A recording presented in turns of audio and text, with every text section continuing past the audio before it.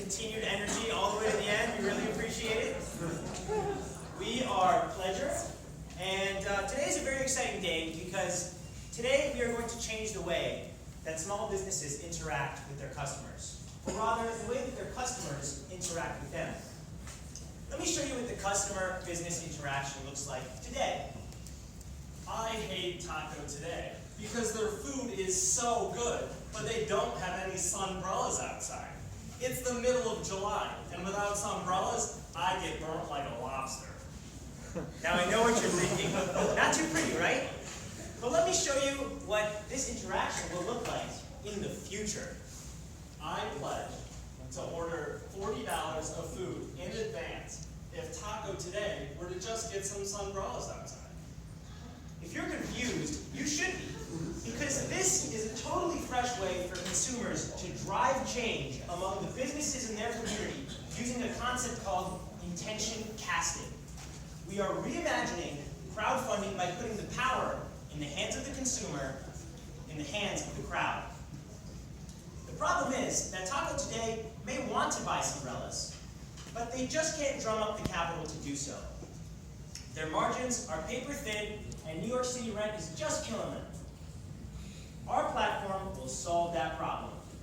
We have created a platform that will allow consumers to vote with their dollar, to allow businesses to essentially incentivize, finance, and empower businesses to embrace change. And it works like this. Customers will log onto our platform and suggest changes to local businesses. Changes like, I wish they would just buy umbrellas, or I wish they would bring back the vegan option on the menu. But here's the twist. They won't just suggest, they will actually incentivize them to make changes by pledging pre-orders of any amount to the business once it enacts the change. Let's take a look. Here's Murat's account. Murat wants to make a change to Numpeg Sandwich Shop. Yelp has helped us fill this out with their API. He clicks next. The change he wants to happen is he wants them to accept Bitcoin. He's going to kick off this campaign with an initial pledge of $200. Now remember, he is going to actually get $200 worth of food from them once they make this change. He's launching the campaign. And as you can see, Murat's not the only one who wants Bitcoin at Numpeg. He's got Victoria who agrees with him. And you can see the number on the top is growing. Now the beautiful thing about this is that we actually went to Numpeg and told them about Murat and filled out our survey, and they were very excited and actually started a conversation with us. So we have proof in the pudding. Of course, you can look at other people's campaigns and contribute to them as well. And let's see what it looks like for the business. This is what Numpeg gets. Numpeg gets a notification that their customers want Bitcoin. As you can see, Murat's campaign is really taken off in the past 30 seconds. He's already got upwards of $6,000 in prepayment to commit to Numpeg, and he'll just make the change. So Numpeg agrees to make the change, gets the money up front to finance the change, and everyone is happy. Take it away, KB. All right, so we've got happiness. Now, who wants to make some money? Yeah. All right, so to do that, to do our projections, we actually looked at Yelp. 15 million reviews were posted last year on Yelp, and of which 48% were 1-star, 2-star, 3-star, and 4-star. And these are the guys who are the ideal candidates for Pledgr. We're saying that even if we can penetrate 5% of these consumers and capture that 8% transaction fee, we can get a conservative revenue of $2 million annually. Realistically, though, we're looking at between $60 to $50 million. Happy to discuss more revenue opportunities, at Q&A.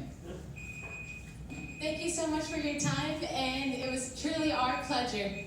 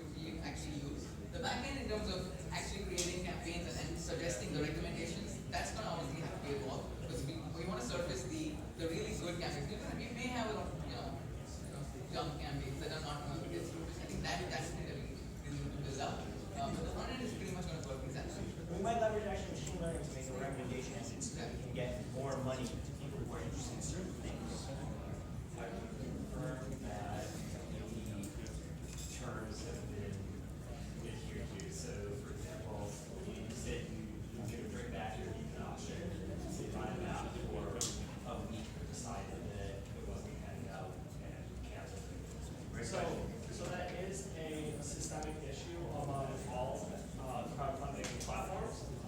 How does Kickstarter make sure that a funded product is actually delivered, or that when it is delivered, it's not just full of bugs? And how does GoFundMe make sure that campaigns aren't fraudulent? And it is unfortunate, and those issues do happen on those platforms.